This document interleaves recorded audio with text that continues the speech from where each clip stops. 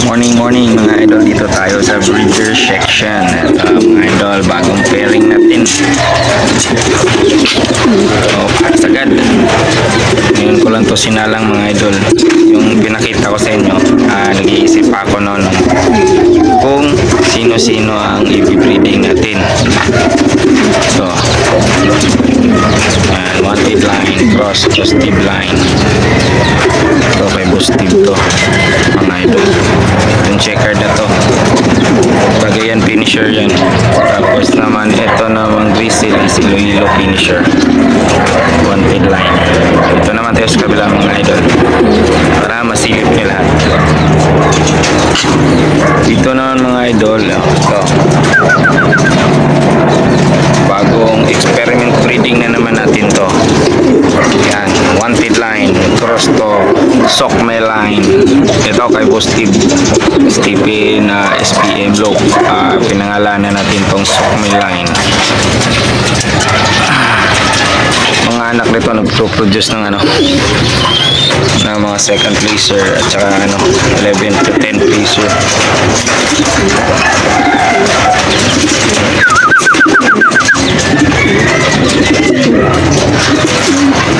Ganda ng ang gusto ko lang dito is ito, grabe ang ganda ng katawan, yung blue bar na ito bilog na bilog yung katawan. Tapos yung hen naman yan is bilog na bilog din yung katawan. Tapos ang isa ko pa sa nagustuhan dito is yung mga mata nila. Tingnan nyo yung mga mata guys, pareho sila. Sabi daw nila bawal i-breeding yung magkapareho yung eyeline, pero para sa akin guys, nasa linyada pa rin ng ibon yan. Ganda ng mata. Tapos yun, ang ganda ng mata. So, nagpaparis na din yan. Tignan nyo guys, barakong si wanted line, Sokme line.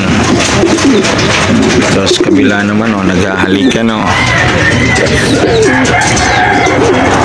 Bali, kukunin nating sing-sing guys, isang set, 6 na peraso. Isang set. Dito naman tayo sa pangatlong cage guys para makita nyo yung atong experiment breeding natin. Ito, sarili natin to. 11 placer natin.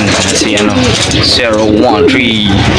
Yan. At saka cross to Sokme line na red checkered.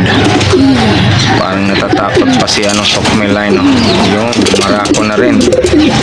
Yun. Pag di ka bumarako, di mo maasawa si si Sokme line.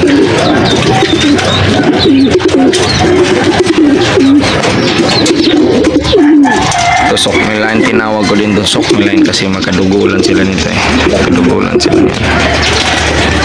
Isa lang yung pinagkunan nating breeder. Yan. Yan.